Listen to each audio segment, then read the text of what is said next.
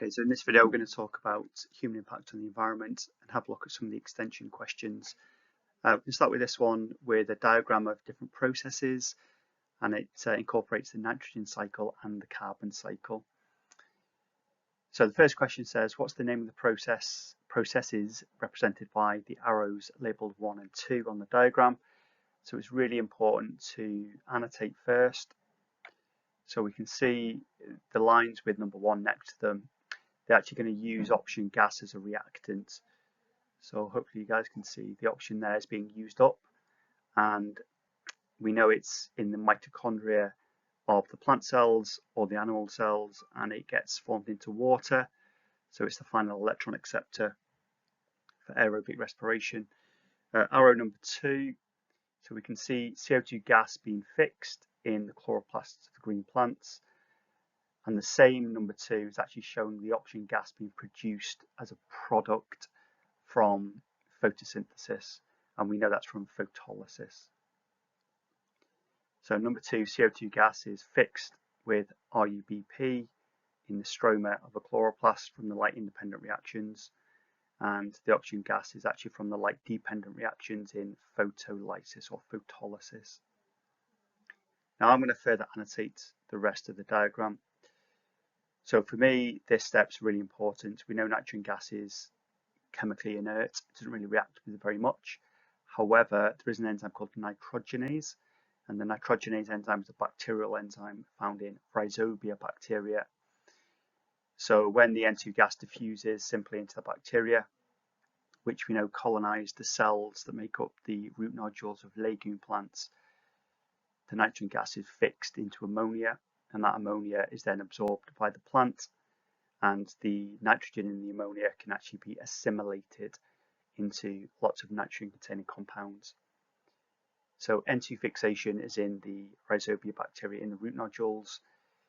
The ammonia that's being made is then going to be used to build other organic molecules in the plant, such as amino acids, proteins, DNA, RNA, NAD, FAD, NADP, anything with nitrogen in. However, we also know from this diagram that there's a different species of bacteria which are free living in the soil. So these are not associated with legume plants and root nodules. So Azotobacter is a really nice example that we could use here. And that's also got nitrogenase enzymes, so it can do the same thing. It can fix the N2 gas into ammonia. We do know nitrogenase enzyme, though, it is quite susceptible to inhibition by oxygen. So in the Azotobacter, the one way in which they restrict inhibition of the nitrogenase is to have a very high rate of aerobic respiration. So we know in these bacteria the oxygen gets used up rapidly, and therefore there aren't high concentrations of oxygen near to where the enzyme would fix the N2 gas. Slightly different for Rhizobia, because we know in the plant root nodules, the plant cells actually make hemoglobin, and the hemoglobin can associate with some of the oxygen to keep it away from the Rhizobia bacteria. The next part of the diagram for me is this one. So we know that there's going to be death of plants and animals, and then they get decomposed. But part of decomposition is called ammonification, where the nitrogen that we find in proteins, so it says proteins here, or it could be DNA or it could be RNA, the nitrogen is then released as ammonium ions, so NH4+. And please don't forget the saprobionts or the saprotrophs involve both bacteria and fungi. We know they secrete extracellular enzymes which convert the nitrogen in the organic molecules into ammonium ions. Now, if we have a look at step number 3, what's going to happen to the ammonium ions in the soil? So we know they are obligate aerobe bacteria. There's 2 different species that we're going to talk about. One is Nitrosomonas and the second one is Nitrobacter. So Nitrosomonas can absorb ammonium ions by active transport, and then it converts the ammonium ions into nitrite ions. So that will be NO2 minus, sorry about that, NO2 minus. And then Nitrobacter absorbs the nitrite ions and converts them into the NO3 minus nitrate ions down here on the left. So nitrification will only take place in quite well aerated soil that's been ploughed and soil that's been drained so it's not waterlogged because they are obligate aerobes. And the last part of the diagram that could be of interest to us is that there is a loss of nitrogen through excretion of urine, which we know contains urea, which we know is ultrafiltered out of the blood, for example, in the kidneys of different animals, and then they excrete that nitrogenous waste. So if we have a look at the questions then at the top, okay, it says processes 1 and 2. So 1 is respiration, because we know that uses up oxygen gas. Number 2 is photosynthesis, because that fixes CO2 gas, but it also produces the oxygen gas as a waste product.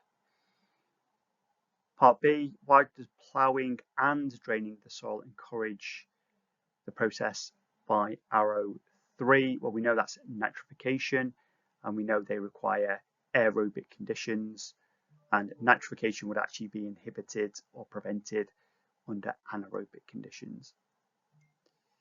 Right, part C, what's the name given to all the organisms responsible for arrow number 4?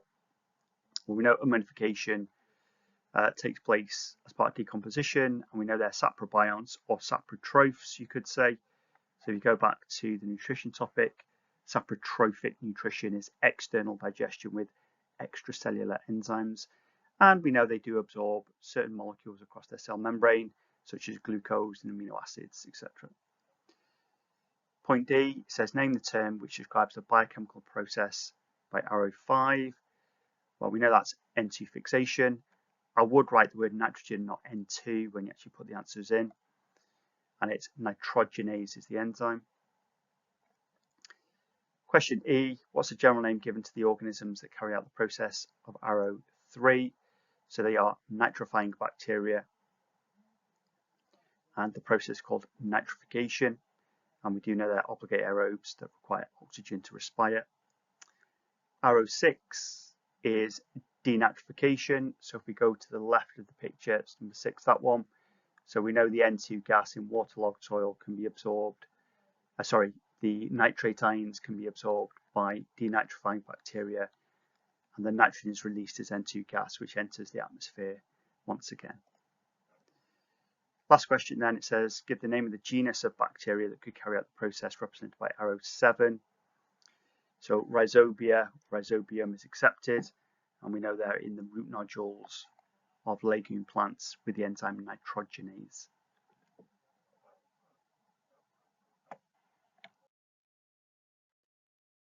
Okay, next question then, it says natural species-rich seasonally flooded grasslands are quite rare in terms of their flower-rich meadows, and orchids are a nice example of a plant that you might find there.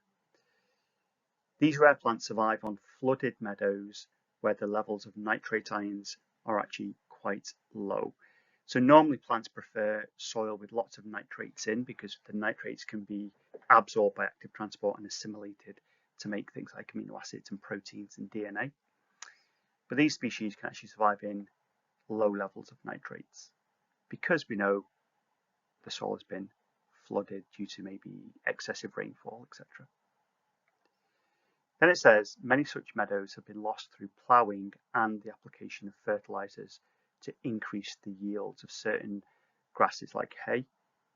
So if you plough the soil, you're going to help the soil to drain, and you're going to get more oxygen as air into the soil. So you're going to promote processes like nitrification, and you're going to have less processes such as denitrification. So it says at the end that many species-rich meadows in the floodplains, which might be next to streams and rivers, function as seasonal washlands. They temporarily store floodwater during periods of high water flow. So the question underneath says, explain how the levels of nitrates, which we know are very low in the soils, are brought about in these meadows. So flooding at the top, and this is where my annotation comes in here, means waterlogged soil. And waterlogged soil means less oxygen in the soil, so it's under more anaerobic conditions. Now we know nitrates can be converted to N2 gas, and that is part of denitrification, and the species might be Pseudomonas. So you get more denitrification in anaerobic waterlogged soil. The opposite of that could be there's less nitrification, because nitrification requires oxygen gas, because the nitrifying bacteria are obligate aerobes and they have to respire with the oxygen to make ATP. So more denitrification or less nitrification of the nitrates, of the ammonium ions to nitrites to nitrates.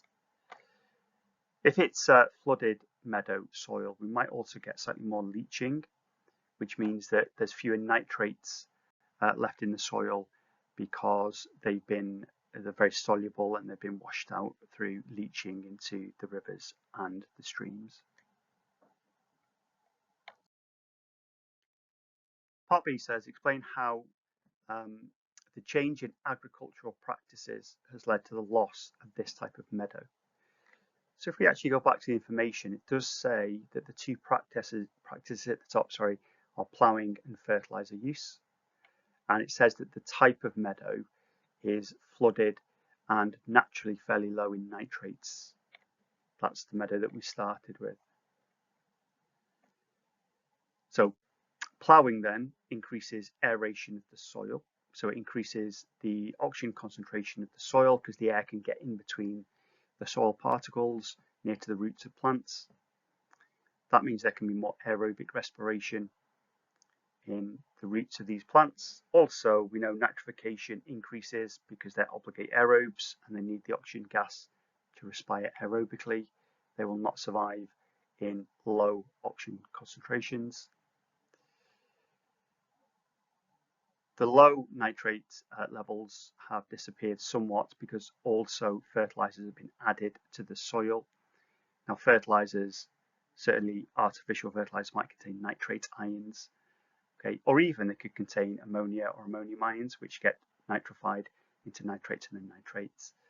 And lastly, it says more nutrients in the floodwater, increasing the nitrate levels through more nitrification and more addition of nitrate ions through the artificial use of fertilizers. Part C says, given that one effect of global warming appears to be more flooding in the UK, discussed by the government is encouraging, that means promoting, landowners to preserve the wild meadowland, or reinstate the wild meadowland, by compensating them for the loss of production, for example in crop yield that they can sell for a profit, of the farmland. So wild meadows then, because you've got a very high biodiversity and probably quite a high density of plants with lots of roots in the soil, they can act as a natural sponge. So the land and the soil retains a lot of the water. They didn't want stored flood water, but they want that the roots of the wild meadow plants can act as a sponge. And it gives a bit more stability to the soil as well, so you'll probably get less soil erosion at the same time. Now, if the plants, the wild meadow plants, are acting more as a sponge, there's going to be a slower release of any flood water into local streams and local rivers, which, number 3, could reduce the incidence of flash flooding. Now, number 4 is actually quite an important point, because if we have a look at the second part of the sentence, this bit here, it says the cost of damage from flooding, if there was excessive flooding, if the land continued to be used as farmland, would be more than the farmers are compensated for the loss of use of their own farmland. So it means that if the farmers were allowed to continue farming, where they ploughed the soil and removed the crop plant each year, you're going to get excessive flooding, and therefore the damage from that could be greater than the cost of the compensation the farmers would need to receive, obviously to make a living. And then the last one, again, is another important point, in that if you retain the wild meadows, you've got a very high index of diversity, biodiversity, so a greater number of different species of plants. And please remember, species of plants can provide habitats and also niches for other types of species like species of invertebrates and insects and reptiles and amphibians. So species conservation is quite an important point there too. Okay, the next part of the question is talking about two different species of plantain plants. One is called the greater plantain on the left, and the second species is the ribwort plantain on the right. Now we must use these names obviously in our answers, and it also says at the top that both species of plantain are frequently found on trampled ground, which means they're quite resistant to physical damage caused by people's shoes and boots as they walk over them.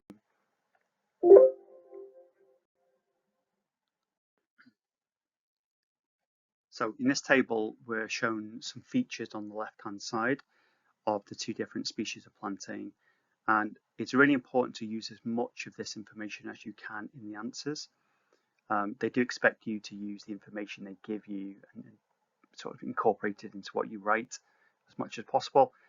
So we're going to look for some differences, and the first two major differences that we can see are that actually for the greater plantain, this species tends to be more tolerant to drought.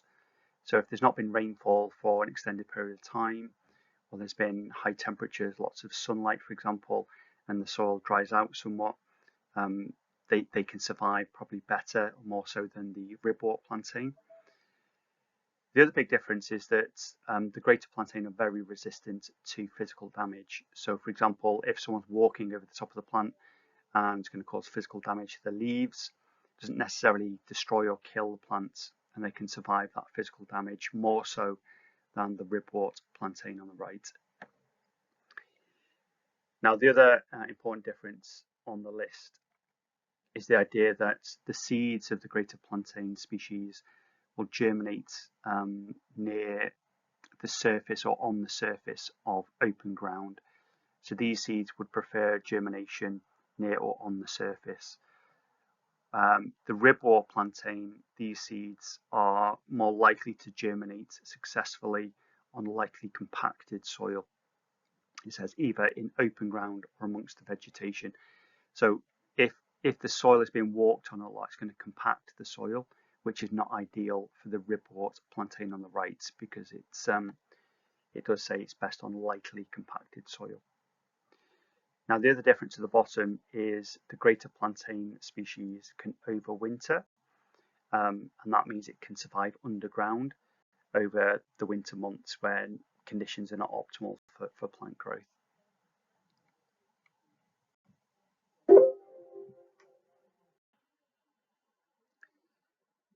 So the first question at the top is asking us to do two things. It's saying, please describe the technique that you would use to carry out an assessment of the abundance of the two species of plantain across a moderately trampled footpath.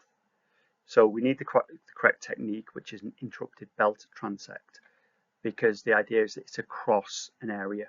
It's not within a given area, which we know is random sampling with random coordinates. This one's actually across from A to B, the trampled footpath. So it has to be an interrupted belt transect at the top, and the idea that you're going to place the quadrats along the belt transect at regular intervals, for example, every meter or every 2 meters, but you must keep it consistent. The second idea is we are going to estimate the percentage cover of the plantain species, so both of them, in each quadrat along the length of the belt transect. You could count the numbers of individual plants of the two different species within each quadrat, or they do accept the frequency of each of the two species within each quadrat along the transect. They did not count the abundance. They need some reference to what you actually measure. Is it the frequency of plants, the number of plants, or the percentage cover of the plants? And then the third point was you have to repeat the interrupted belt transect at intervals or in parallel or at points along the footpath, because then what you can do is you can actually work out a mean percentage cover for each distance along the interrupted belt transect if you do it in parallel.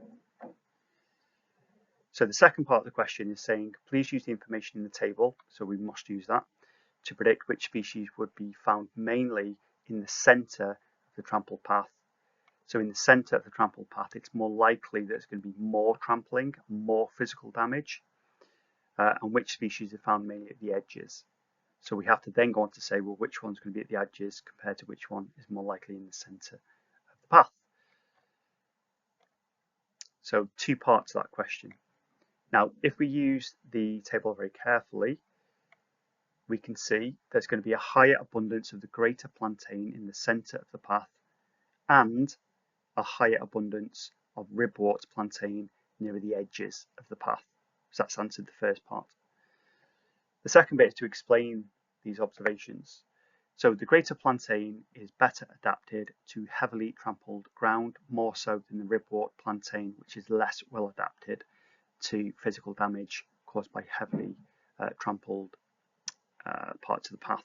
That's why you find it more on the edges, because less people walk on the edges of the path. The greater plantain is very tolerant of drought, whereas the ribwort plantain is less tolerant of drought. So it's saying in the middle of the path, maybe the soil can dry out more compared to the soil towards the edges of the path. Then it says the greater plantain has seeds which germinate better on open ground. So you'd expect more open ground in the middle of the pathway compared to the outer edges of the pathway, where there might be other types of vegetation as well. Or it did say, except the ribwort plantain has seeds which germinate better on lightly compacted soil, which would be the soil towards the edges of the pathway, which is less heavily trampled and therefore less heavily compacted.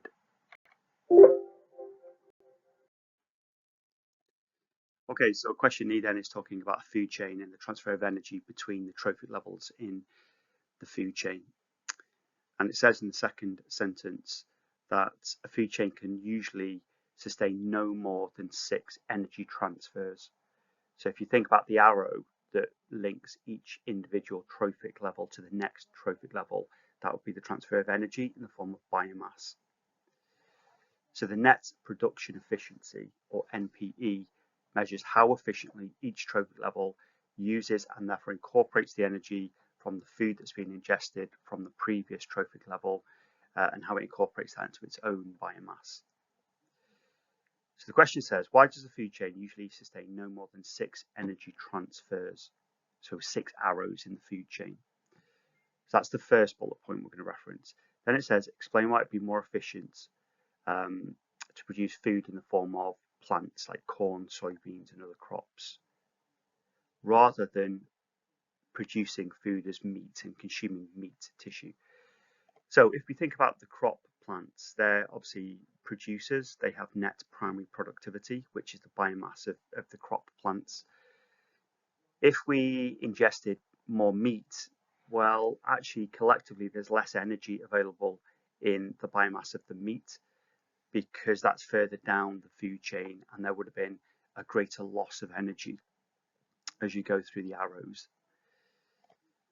So the first part of the question then is there's not enough energy available to support a further trophic level.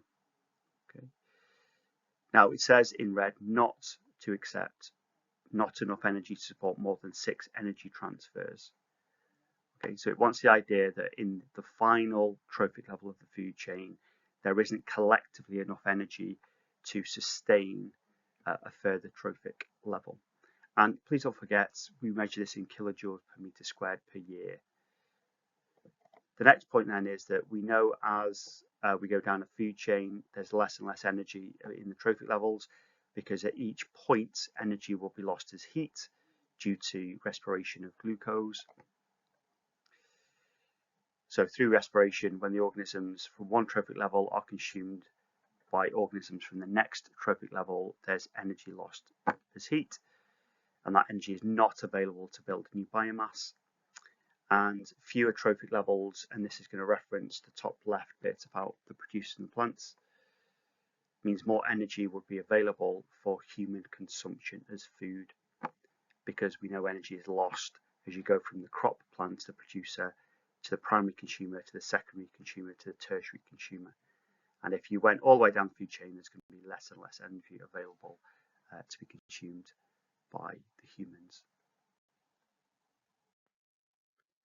Okay, so this question then says, explain why most warm-blooded organisms have to eat more often than cold-blooded organisms to get the energy they need in order to survive.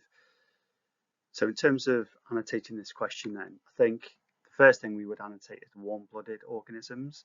And we know they're endothermic in that they can maintain a constant core body temperature. Mammals, for example, 37 degrees C. And then it says, why do they need to eat more often? Well, if they eat more often, they consume more food. The food, for example, the glucose can be used in respiration. And don't forget, if they've got faster rates of respiration, it means they can release more heat, which in turn can be used to maintain the core body temperature. Now, cold-blooded organisms or ectothermic do not maintain core body temperature. So, for example, if it's an aquatic fish, they would have a body temperature that's similar or the same as the surrounding temperature of the water.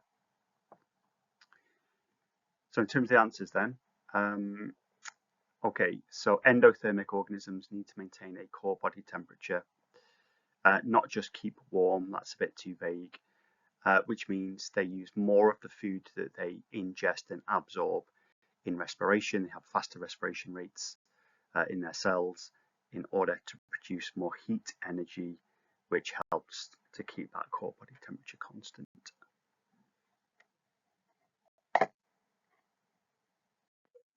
Now, for question D, it's talking about nitrogen fixing bacteria. So that could be azotobacter that live in the soil, or it could be the rhizobia bacteria that live in the cortex cells, the plant cells that make up the root nodule on the legume roots. So where they are provided with nutrients by the plants and protected from oxygen. So the bacteria might get glucose, for example, from the phloem of the plants as it runs down the roots. And also they are somewhat protected from oxygen because it says oxygen inhibits the enzyme in the bacteria that's needed to fix the nitrogen gas into ammonia. So the first thing we want to highlight is the idea that oxygen in high concentrations can inhibit the fixation of N2 gas into ammonia by nitrogenase.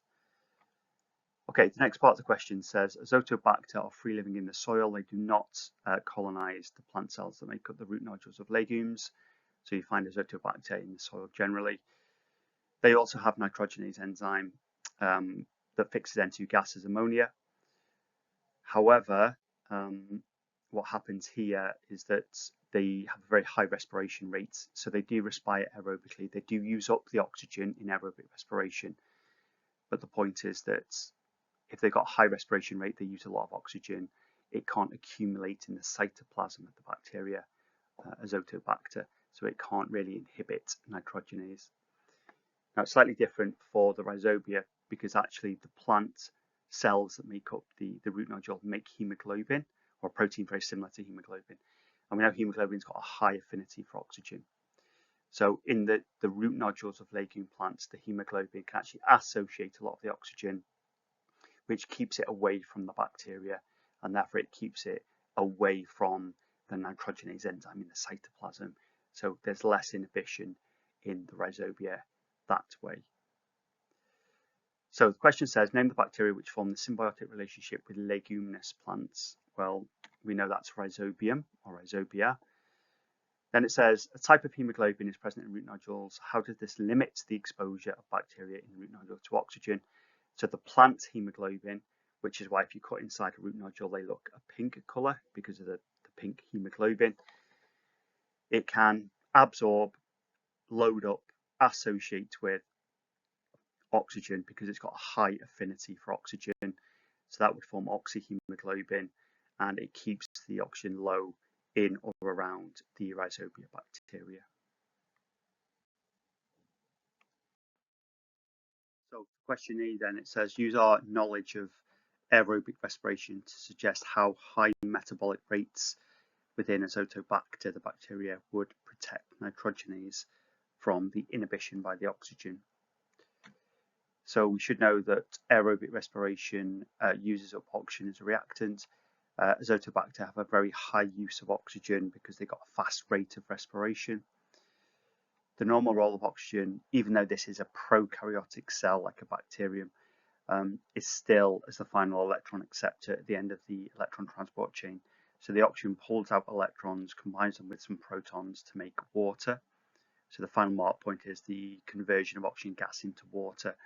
The ETC in the bacteria might be in the cell membrane, the folded cell membrane. You might have heard of the mesosome, for example, but it has the same function basically as in mitochondria as well.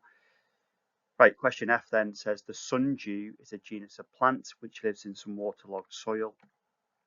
So we should be thinking denitrification, anaerobic conditions, conversion of nitrate ions into gas.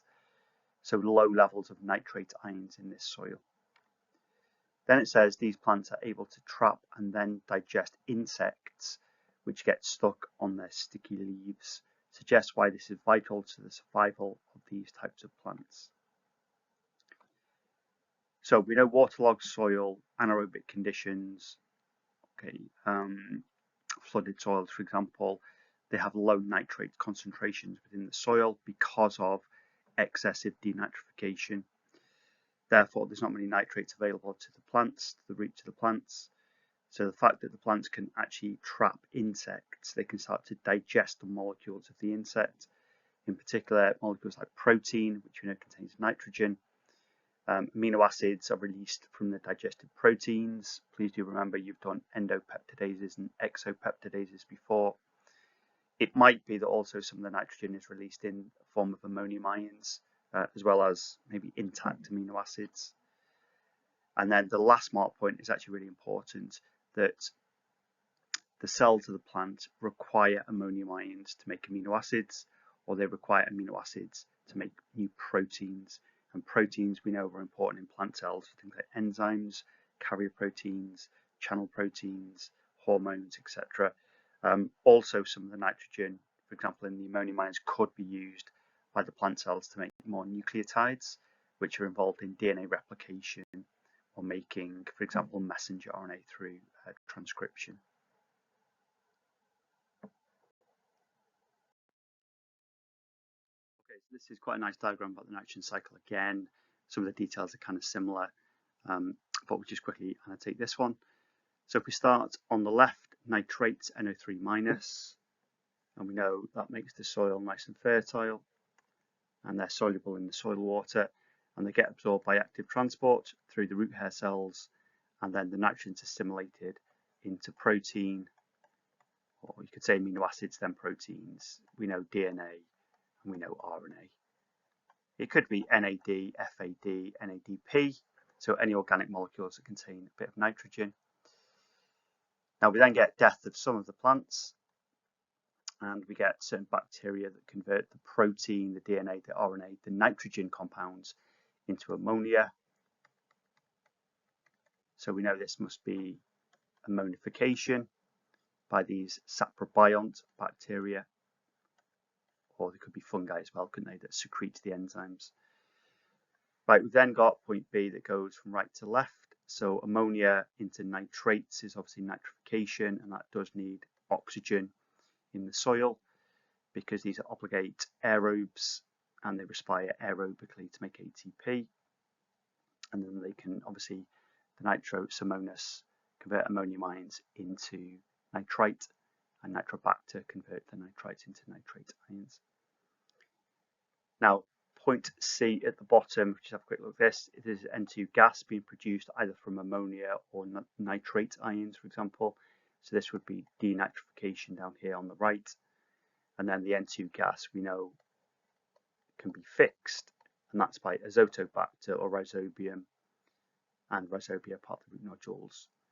And fixation of the N2 gas is into ammonia, which ultimately would be converted to nitrates in the soil. So just have a quick look at the questions then.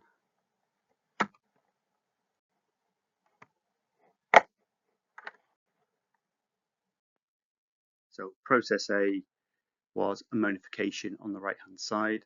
They did accept decay, decomposition, putrefaction, but ammonification is the one that we would go for on the right hand side. The two bacteria involved in process B but we know that's nitrification, so nitrosomonas, and then the second one would be nitrobacter. You can remember that because nitrobacter, if you think of B for bacter, if you go A and B, B is the second process, so nitrobacter, B for second, that's the conversion of nitrite to nitrate ions. And then process C, conditions in which denitrification is most likely to occur, is the anaerobic waterlogged soil with a lack of oxygen. Okay, so the last question then, if we have a quick look at the diagram, we can see we've got carbon dioxide at the top. So that indicates it's probably going to be related to the carbon cycle. You can see here at the top. The CO2 then, if we go this way, in process A, this must be CO2 fixation. So that's photosynthesis. We know that occurs in the chloroplasts of green plants, or for example, the chloroplasts of algae if it was like an aquatic food chain. We've then got transfer of energy, so glucose, for example, in the form of starch or cellulose into a herbivore, which is a primary consumer. And then if we follow arrow B going this way, we can see CO2 gas is being released, and we know that's from cellular respiration. So aerobic respiration is going to release some of the carbon from the glucose as carbon dioxide. We then know there's energy transfer from the herbivore to the carnivore. We know there's some energy loss though as heat or egested or excreted molecules. And then from the carnivore here, we've got dead organic matter. So E must be death.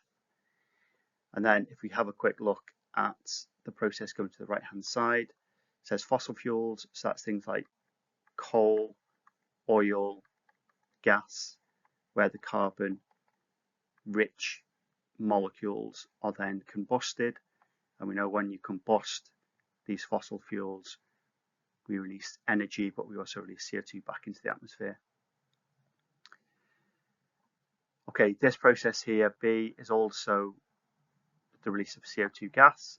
So you can see that's going up to the top, hopefully. And that would be respiration from the saprobionts, which are the decomposer organisms, which secrete their extracellular enzymes.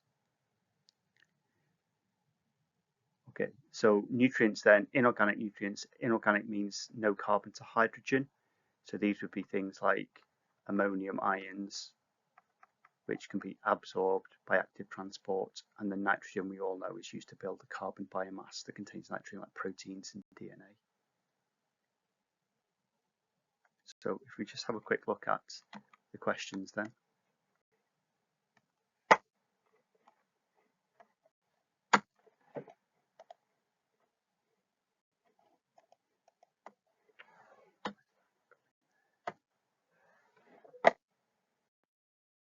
The processes A, B and I.